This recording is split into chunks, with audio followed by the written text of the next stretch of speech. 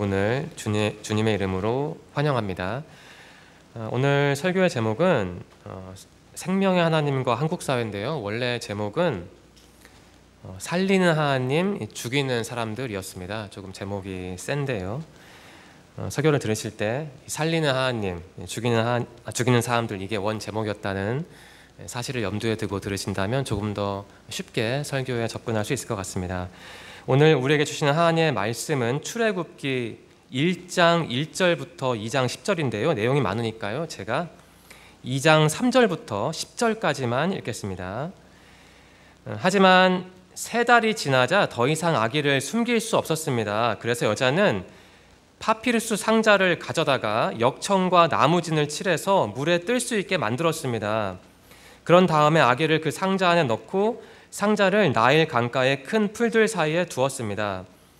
아기의 누이가 얼마쯤 떨어진 곳에서 그 아기에게 무슨 일이 생길까봐 지켜보고 있었습니다. 그때 파라오의 딸이 목욕을 하려고 강으로 나왔습니다. 공주의 몸종들은 강가를 거닐고 있었습니다. 공주가 큰 풀들 사이에 있는 그 상자를 보고는 몸종을 시켜 그 상자를 가져오게 했습니다. 공주가 상자를 열어보니 거기에는 남자아이가 울고 있었습니다. 공주는 우는 아이를 보자 불쌍한 생각이 들었습니다. 그래서 공주가 말했습니다. 이 아이는 틀림없이 히브리 사람의 아기일 거야. 그때 아기의 누이가 나가서 공주에게 물었습니다. 제가 가서 이 아기에게 젖을 먹일 히브리 여자를 구해올까요?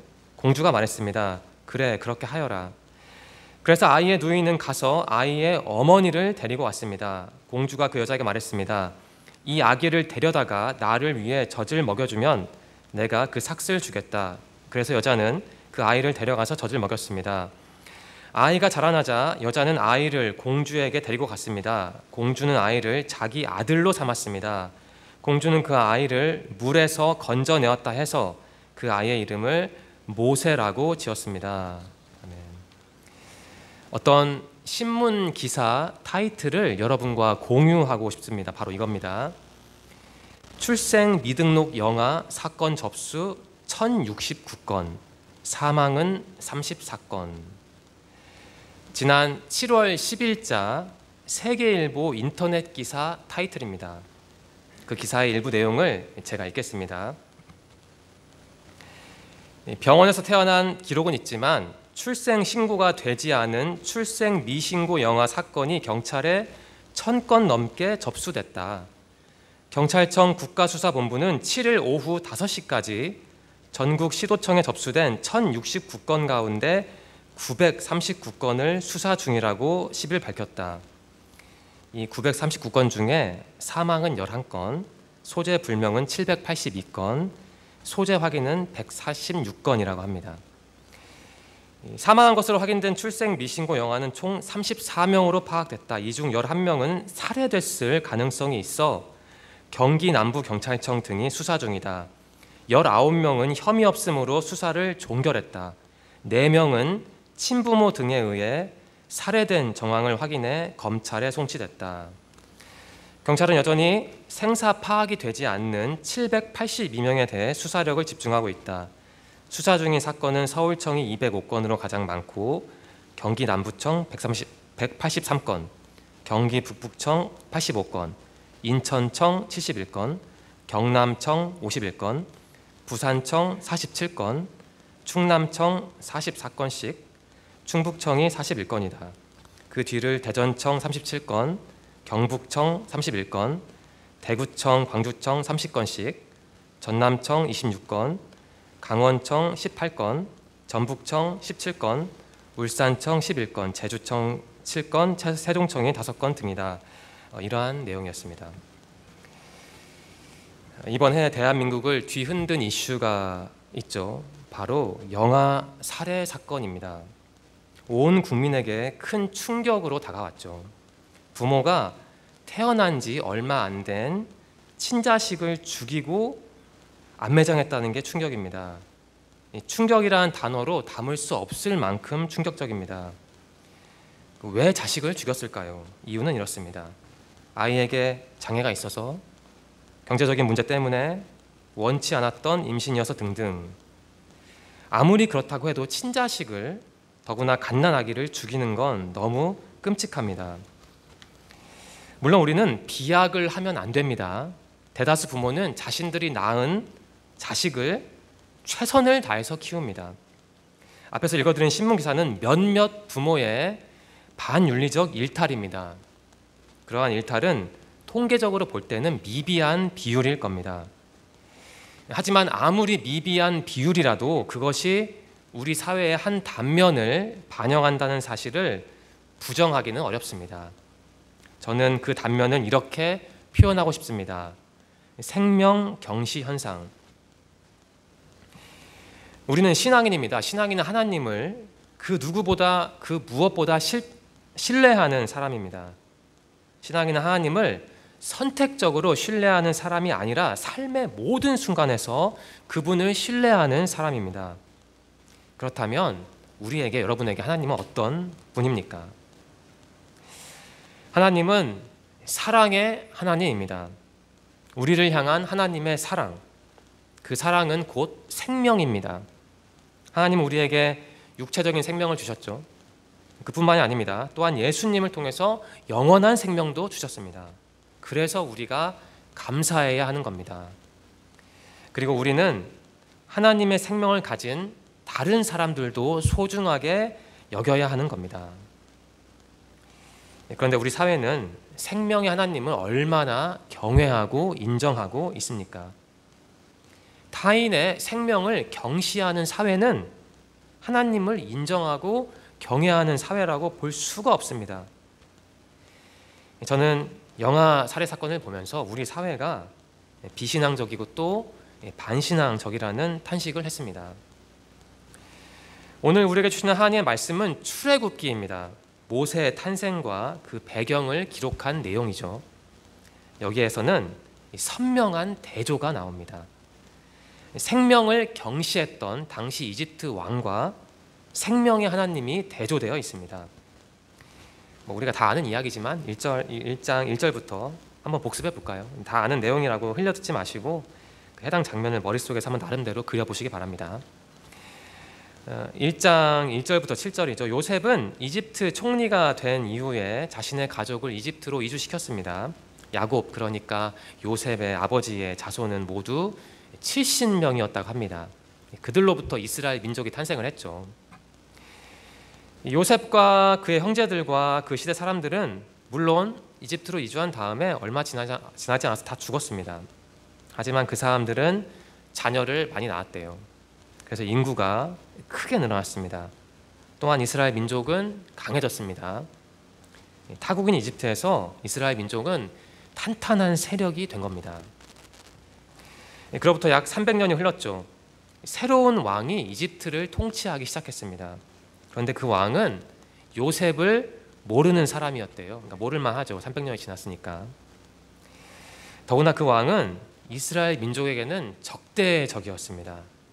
그 왕은 자신의 통치 전략을 설명하는데요. 바로 이겁니다. 9절 중반부터 10절인데요. 이스라엘 백성이 너무 많아서 그들은 우리보다도 강해졌다. 그러니 그들에 대해서 무슨 계획을 세워야 하겠다. 그렇게 하지 않으면 그들의 수가 더 늘어나게 되어 만약 전쟁이라도 일어나면 그들은 우리들의 적과 한편이 되어서 우리와 맞서 싸운 후에 이 나라에서 떠날 것이다. 이런 말을 했던 겁니다. 그러니까 이주민에 불과했던 이스라엘 민족이 거대한 세력이 되었으니 긴장을 안 할 수가 없죠. 그래서 이집트의 새 왕은 이스라엘 사람들을 억누르기로 결정했습니다. 왕은 이스라엘 사람들에게 고된 일을 시켰습니다. 감독을 두어서 정부 건물을 건축하게 했던 겁니다. 그럼에도 불구하고 이스라엘 민족은 어떻게 됐나요? 더 강해졌습니다. 이에 이집트 사람들은 근심했습니다. 그래서 그들은 이스라엘 사람들에게 더욱더 힘든 일을 시켰죠. 그야말로 노예처럼 부려먹은 겁니다. 그러다가 하루는 이집트의 왕이 이스라엘 산파 2명을 불러서 한 가지 명령을 내리죠. 그 산파는 십부라와 부하라는 사람이었습니다. 1장 16절인데요. 다 아는 내용이지만 한번 잘 들어보십시오. 중요한 메시지가 담겨 있습니다. 이집트 왕이 이런 말을 하죠. 히브리 여자들이 아기 낳는 것을 도와주다가 분만 대 위에서 잘 살펴보고 만약 아기가 딸이면 그 아기를 살려주고 아들이면 죽여버려라. 이런 왕이 히브리 산파 2명에게 이런 말을 했습니다. 아들, 그러니까 남자아이는 장성에서 군인 역할을 할 수 있습니다. 반면에 여자아이는 당시 기준으로 볼 때 여러모로 쉽게 통제하고, 좀 표현이 그렇지만 활용할 수 있죠. 그래서 이집트의 새 왕은 이스라엘 신생아 중 여자는 살리고 남자는 죽이라고 명령했던 겁니다. 여러분 다 아는 내용인데 여기서 뭐 느끼는 바가 없습니까? 제가 설교를 시작하면서 영아 살해사건 관련 기사를 말씀드렸습니다. 영아 살해사건, 그리고 영아 살해를 지시한 이집트 왕의 그 명령을 한번 비약적으로 연결시켜서 나름대로 관찰해 보시기 바랍니다. 월터 브루그만이라는 신학자가 있습니다. 그분의 저서인 그 안식 잃은 저항이다 라는 책을 추천하고 싶습니다. 브루그만은 그 책에서 안식일 신학을 바탕으로 모세 당시의 이집트와 이스라엘 민족을 대조합니다. 몇 가지만 말씀드리겠습니다. 이 모세 당시의 이집트는 끊임없이 생산하고 소비하는 체계를 상징한대요. 그러니까 이집트는 생산과 소비를 인간보다 중요하게 여겼던 사회였다는 겁니다. 앞에서 살펴본 출애굽기 1장 11절에서 14절은 기록하죠. 그러니까 이집트 왕이 이스라엘 사람들을 착취해서 뭘 했나요? 정부 건물을 짓게 했습니다. 그러니까 노예처럼 부려먹었습니다. 이 학자에 따르면 그러한 이집트 왕은 상품을 추구하는 존재래요. 상품. 그러니까 이집트와 이집트의 왕은 상품을 생산하기 위해서 사람을 착취했던 겁니다. 그처럼 죽음을 신봉한 이집트와 생명의 하나님을 섬긴 이스라엘이 대조됩니다. 상품을 생산하고 소비해서 이윤을 남기는 것을 최우선 과제로 삼았던 당시 이집트, 그리고 그러한 이집트를 다스렸던 새로운 이집트 왕. 이집트의 그 왕은 돈을 위해서라면 생명 따위는 얼마든지 짓밟을 수 있는 사람이었던 겁니다. 달리 말해서 이집트와 그 이집트의 왕은 생명 경시 풍조를 보여줬던 겁니다. 한국 사회와 비슷하지 않습니까? 이스라엘 남자아이는 죽이고 활용 가능한 여자아이만 살려두어라. 이러한 명령이 정확하게 생명 경시 풍조를 가리키고 반영합니다. 여자아이는 살려두라고 해서 여자아이를 소중하게 여겼다, 이건 아니죠. 남자아이는 그야말로 육체적으로 죽여버리고 여자아이는 어떻게 하겠다는 겁니까? 정신적으로 죽이겠다는 겁니다. 그런데 그처럼 하나님의 반대편에 서 있었던 이집트 왕이 오늘날 한국 사회에서 새롭게 태어난 것 같습니다. 여러분은 우리 사회, 한국 사회를 어떻게 평가합니까? 그 신앙의 측면에서요. 우리 사회도요, 어떤 면에서 모세 당시의 이집트와 비슷합니다. 이 돈을 위해서라면 인권과 윤리는 얼마든지 창문 밖으로 내던지는 사회가 우리 한국 사회입니다. 우리는 그것을 뉴스에서 거의 매일 보죠. 한국 사회는 모세 당시의 이집트처럼 생명을 경시하는 사회입니다. 영아 살해 사건이 한국 사회의 그러한 단면, 그러니까 생명을 경시하는 단면을 반영하고 있는 거죠. 본문 말씀으로 돌아오겠습니다. 이집트 왕은 앞에서 말씀드린 것처럼 시브라와 부하라는 히브리 산파에게 명령했습니다. 이스라엘 여인들이 아이를 낳으면 남자는 죽이고 여자아이만 살려두라고 명령했습니다. 시브라와 부하는 어떻게 했나요? 그래서 그 명령을 보기 좋게 거절했습니다. 두 사람은 모든 이스라엘 신생아를 살렸습니다. 그러자 이집트 왕이 그들에게 따져 물었죠. 그러자 이 두 여인은 이렇게 대답했습니다. 1장 19절인데요. 어찌 보면 참 코믹한 내용인데요. 히브리 여자들은 이집트 여자들보다 훨씬 튼튼합니다. 그래서 히브리 여자들은 우리가 도착하기도 전에 아기를 낳아버립니다 라고 말을 합니다. 재치 있는 답변이죠. 시브라와 부하는 하나님과 함께하는 사람들이었습니다. 그래서 위기를 모면하는 답변을 생각해냈던 겁니다.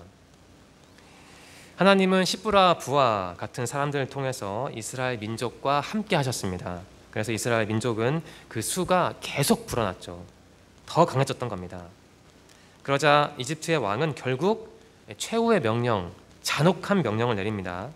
1장 22절이죠. 이렇게 말을 합니다. 히브리 사람들에게 남자아이가 태어나면 그 아이는 나일강에 던져버려라. 하지만 여자아이는 살려두어도 좋다라고 좀 더 세심한 구체적인 지침을 내립니다. 그냥 죽이라고 하면 시브라와 부하처럼 빠져나갈 수 있으니까 재치 있게 아예 구체적인 지침을 내리죠. 이스라엘 남자아이는 그냥 강이 아니고 나일 강에 던지라고 지침을 내린 겁니다. 이 시커먼 나일 강은 이집트를 상징합니다. 이집트 왕의 무자비한 통치를 상징하는 겁니다. 인간의 소중함이 아닌 돈의 힘을 강조하는 사회를 상징합니다. 생산과 소비를 인권과 생명보다 중시하는 사회를 상징하는 겁니다. 모세는 바로 그러한 환경에서 태어났죠.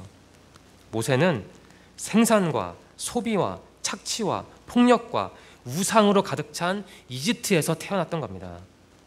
그처럼 모세는 죽음을 도저히 피할 수 없는 상황에서 세상으로 나왔습니다. 모세의 어머니는 출산 후에 3개월 동안 아기 모세를 보살폈대요. 그러니까 이스라엘 남자아이는 나일강에 던지라는 당시 왕의 명령을 어기면서 자기 자식을 키웠던 겁니다. 말하자면 목숨 걸고 자기 자식을 지켰던 거예요. 하지만 3개월이 지나자 더는 숨길 수가 없었습니다. 성경에는 물론 기록되어 있지 않습니다. 하지만 상상해 보겠습니다. 당시 이스라엘 사람들이 살던 구역을 이집트 정부가 삼엄하게 감시하고 아마 수색하지 않았을까요? 이스라엘 남자 신생아 죽이라는 대통령의 지시가 하달됐으니 수많은 이집트 공무원이 바쁘게 밤낮으로 움직였을 겁니다. 혹시라도 살아있을 이스라엘 남자아이를 찾아내서 어떻게 하려고요? 나일 강에 던져버리려고요. 결국 모세 어머니는 자기 자식을 아기 모세를 파피루스 상자에 담아 나일 강으로 갔습니다. 상자가 뒤집혀지지만 않는다면 누군가 자기 자식 모세를 건져서 키울 거라고 기대했을까요? 아니면 차마 아이를 빼앗길 수는 없으니 궁여지책으로 일단 아이를 떠나보내기로 결정했을까요? 아무튼 모세 어머니는 아기 모세를 상자에 담은 다음에 그 상자에 역청과 나무진을 칠했습니다. 방수 처리를 한 겁니다. 물에 가라앉지 않게요. 그러고 나서 그 상자를 강가의 큰 풀들 사이에 두었다고 합니다. 그러니까 물살에 휩쓸리지 않게 큰 풀들 사이에 두었던 것이죠. 하나님이 주신 지혜였을 겁니다. 저는 이번에 본문 말씀을 다시 읽으면서 하나님이 주시는 지혜가 어떠한 것인지 깊이 묵상하게 되었습니다. 이 모세 어머니는 하나님과 함께하는 사람이었습니다. 여러분은 이러한 모세 어머니를 보면서 무엇을 느끼십니까? 모세 어머니와 앞에서 말씀드린 영화 사건에 관련된 그 부모님들을 한번 연관지어서 생각해 보십시오. 한국의 어떤 부모는요, 소수입니다. 물론 소수.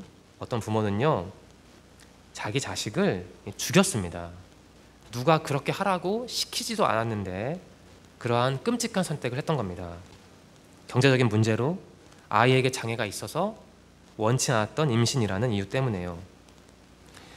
생명을 경시하는 풍조가 우리 사회를 구성하는 한 단면인 것 같습니다. 그래서 저는 교역자로서 고민스럽습니다. 그리고 고통스럽습니다. 여러분도 저와 같은 신앙인인데요, 영아 살해 뉴스를 접하면서 어떠한 생각을 하셨습니까? 우리는 신앙인입니다.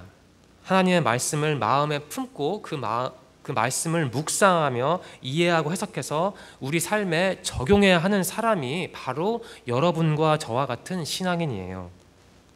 또한 우리는 하나님의 말씀을 바탕으로 우리가 사는 사회를 변화시킬 의무가 있는 사람들입니다. 오늘 우리에게 주시는 하나님의 말씀은 모세 당시에 살벌했던 이집트 사회를 기록하고 있습니다. 또한 그러한 사회에서 살아남았던 모세를 보여줍니다. 한마디로 생명을 주시는 하나님을 증언하는 말씀이 오늘 우리가 살펴보는 성경 말씀입니다. 그렇다면 질문을 드리겠습니다. 우리가 오늘 이 말씀을 제대로 이해했다면 여러분과 저는 한국 사회를 위해서 어떠한 일을 해야 할까요?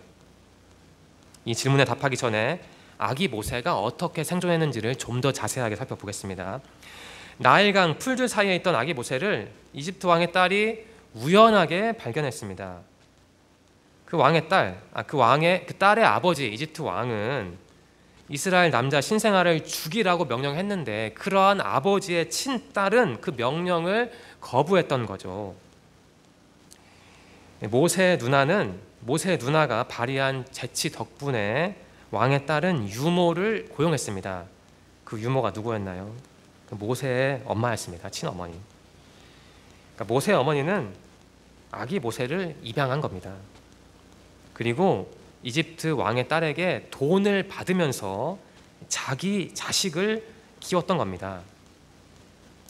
그 이후 모세에 관한 기록은 여러분이 다 아실 겁니다. 모세는 40년간 광야 훈련을 마친 다음 위대한 지도자로 거듭났고 성장했고 이스라엘 민족을 출애굽시켜서 생명의 길로 인도했죠. 앞서 저는 이러한 질문을 드렸습니다. 우리가 아기 모세에 관한 이 본문 말씀을 제대로 이해했다면 과연 우리는 생명을 경시하는 풍조에 물든 한국 사회를 위해 어떤 일을 할 수 있을까라는 질문을 여러분에게 드렸습니다. 이 질문에 어떻게 답변하면 좋을까요? 우리는 먼저 하나님이 어떠한 분인지 정확하게 이해해야 합니다. 여러분에게 하나님은 어떠한 분입니까? 여러분은 하나님을 어떻게 정의합니까? 이 본문 말씀인 출애굽기 1장 1절부터 2장 10절 말씀에서 여러분은 어떤 하나님을 만나셨습니까? 하나님은 여러 가지로 정의할 수 있습니다만 본문 말씀의 기초에 생각해 본다면 하나님은 생명을 주시는 분입니다. 모세 당시 하나님이 바로 우리 한국 사회에서 지금 역사하시는 하나님입니다. 하나님은 3,500년 전에 모세 한 명만 딱 살리신 게 아니죠. 우리 한국 사회에도 수많은 아기 모세가 있습니다. 하나님은 죽음으로 가득 찼던 이집트에서 모세의 생명을 지키셨습니다. 왜냐하면 하나님은 다시 말씀드리면 생명의 하나님이기 때문입니다. 바로 그 생명의 하나님이 지금 한국 사회에서도 역사하시는 겁니다. 이 모세 당시의 이집트, 생산과 소비를 인권과 윤리보다 앞세웠던 이집트, 그러한 이집트는 자본주의에 종속된 한국 사회와 거의 동일합니다. 그러한 이집트는요, 자본을 바지런히 섬기느라 생명을 경시하는 한국 사회를 가리키는 겁니다. 비록 한국 사회가 이처럼 어그러져 있어도 하나님은 한국 사회에서 일하십니다. 저는 그것을 믿습니다. 여러분은 믿으십니까? 그렇다면 죽음의 그림자가 드리워진 한국 사회, 이 한국 사회에서 생명의 하나님이 일하신다는 것을 우리는 어떻게 증명할 수 있을까요? 이러한 질문 해보셨나요? 저는 이 질문에 이렇게 답하고 싶습니다. 생명의 하나님이 우리 사회에서 지금 일하신다는 것을 어떻게 증명할까? 간단합니다. 우리도 모세의 엄마처럼 살면 됩니다. 우리가 모세의 어머니처럼 산다면 생명의 하나님이 한국 사회에서 지금 일하신다는 것을 증명하는 겁니다. 그러니까 증명은 하나님이 할 게 아니고 우리가 해야 하는 겁니다. 모세의 어머니는 생명의 하나님을 믿고 의지했습니다. 이집트 정부의 유아, 살해, 방침에 저항해서 자기 자식을 끝까지는 아니지만 최대한 자신이 할 수 있는 만큼 보호했습니다. 신앙인이 어떻게 살아가야 하는지를 가르쳐주는 사람이 바로 모세의 어머니입니다. 정리하겠습니다. 이 모세 당시의 이집트와 오늘날 한국 사회가 한 쌍을 이룹니다. 생명을 경시하는 점에서 당시의 이집트와 오늘날의 한국 사회가 동일합니다. 그 반대편에서 생명의 하나님을 믿고 의지했던 모세의 어머니와 생명의 하나님을 믿고 의지하는 여러분과 제가 또 다른 쌍을 이룹니다. 모세의 어머니는 자기 자식을 자신이 할 수 있는 범위 내에서 끝까지 라고 표현해도 되겠죠. 끝까지 보호했습니다. 하나님을 믿는, 생명의 하나님을 믿는 여러분과 저도 이 땅의 어린 생명들을, 이 땅의 어린 모세들을 끝까지 보호해야 합니다. 왜냐하면 다시 말씀드리면 하나님은 생명의 하나님이기 때문입니다. 이제 세 가지 질문을 드릴게요. 첫 번째입니다. 여러분은 한국 사회를 어떻게 평가합니까? 너무 막연한 질문이죠. 한번 구체화 볼까요? 생명의 하나님을 믿는 여러분이 볼 때 우리 한국 사회는 하나님에게서 얼마나 멀어져 있나요? 한국 사회는 희망이 있는 사회입니다. 하나님이 축복하는 사회죠. 하지만 한국 사회는 하나님을 잘 모르는 사회입니다. 두 번째 질문입니다. 하나님의 축복을 받으면서도 하나님을 모르는 한국 사회를 위해서 여러분은 어떠한 일을 하실 겁니까?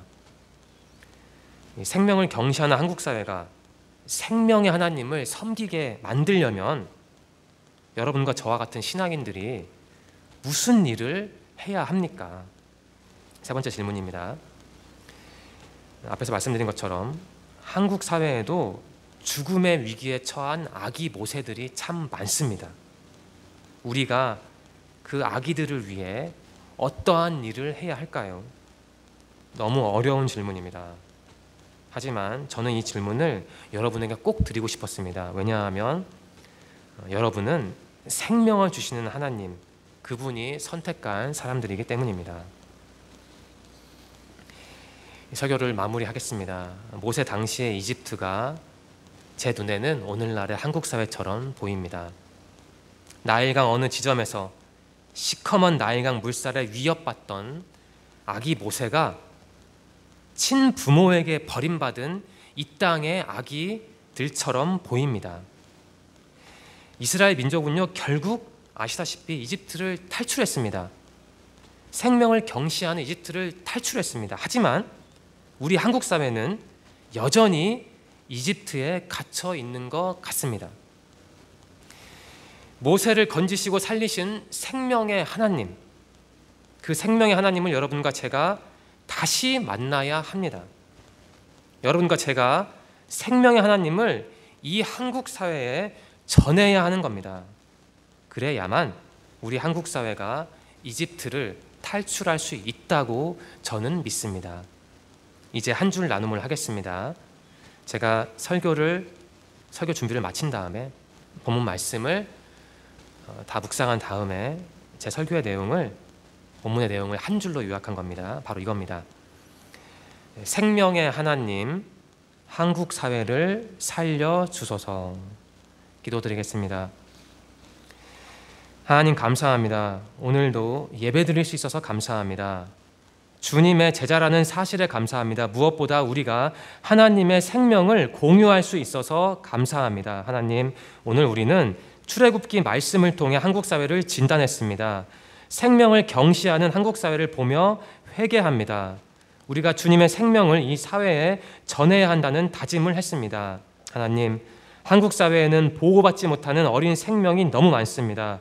그들을 보호하여 주시옵소서. 우리가 그들을 위해 무엇을 할 수 있는지 고민하고 행동할 수 있는 힘도 주시옵소서. 새로운 일주일이 우리를 기다립니다. 이번 주에는 생명의 하나님을 우리가 깊이 묵상하고 만나기를 원합니다. 우리가 생명의 하나님을 한국 사회에 전하기를 소망합니다. 함께 하실 것을 믿습니다. 예수님의 이름으로 감사하며 기도드립니다. 아멘.